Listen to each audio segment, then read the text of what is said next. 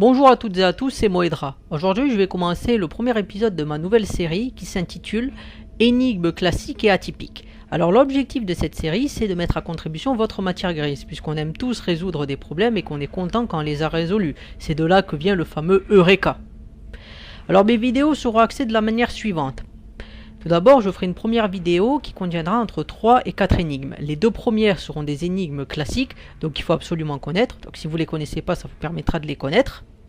Et la dernière ou les deux dernières seront des énigmes plus atypiques, c'est-à-dire qu'elles seront plus difficiles et il faudra réfléchir autrement pour arriver à la solution. Alors, lorsque vous répondez à ces énigmes, laissez en commentaire sous la vidéo votre approche et votre raisonnement. Ça permettra aux autres d'être d'accord ou pas d'accord avec vous. Le but, c'est d'échanger. Ensuite, je ferai une vidéo réponse qui expliquera les solutions des énigmes, mais également le contexte de la création de l'énigme lorsque j'arrive à trouver le contexte historique. Donc, mettez en avant votre esprit de fin limier et c'est parti pour les énigmes.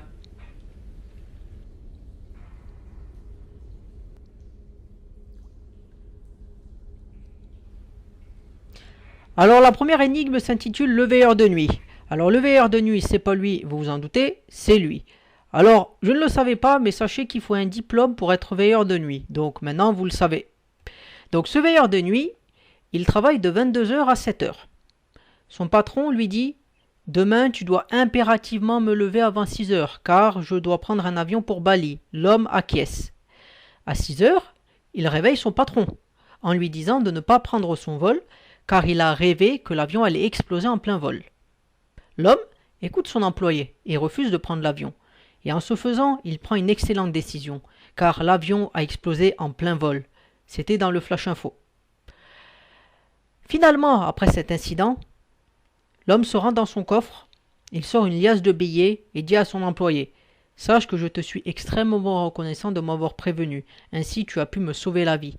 Mais dorénavant, tu ne travailleras plus pour moi, je te vire. » Pourquoi prend-il une telle décision ?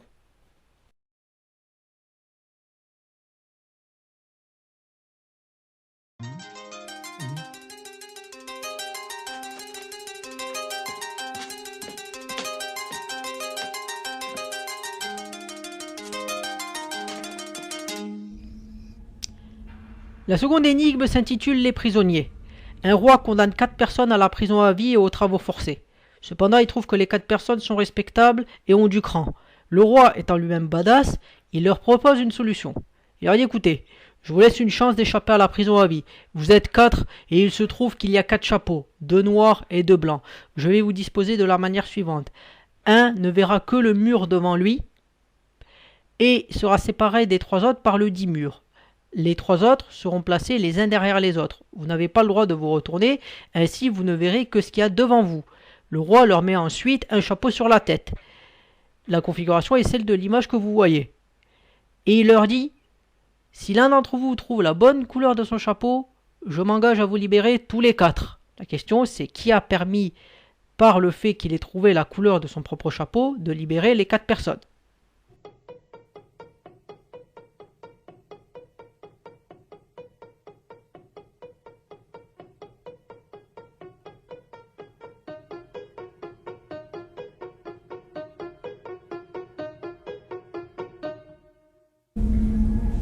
Énigme numéro 3, attention à l'évaporation. On a un tas de pommes de terre et ce tas fait au total 1 tonne.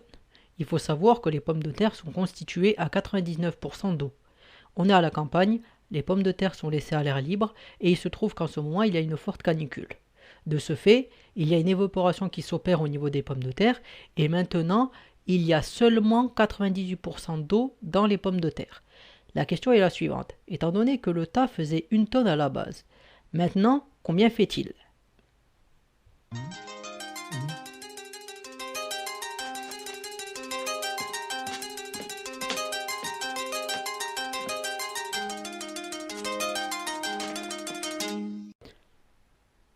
C'est la fin de la vidéo.